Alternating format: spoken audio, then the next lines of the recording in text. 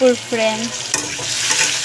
এই যে আলুগুলো আগের থেকে কেটে ধুয়ে পরে সিদ্ধ করে নিলাম, এখন অল্প ভেজেও নিচ্ছি। এটা বানাবো মাছ দিয়ে আলুগুলো।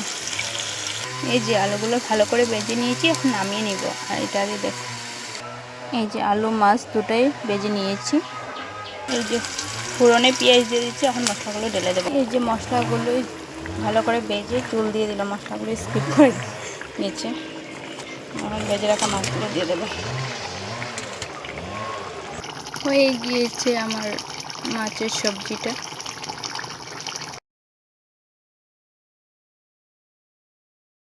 পুরো এই যে দুপুরবেলার রান্না, আলু ভাজি করছি আজ। এই যে এখানে শাক বানালাম, মুগ ডাল, আজ তো নিরামিষ। এখানে ভাত আজকের রান্না, আর চাটনিও আছে, আমের চাটনি। এই যে কমপ্লিট আজকে রান্না।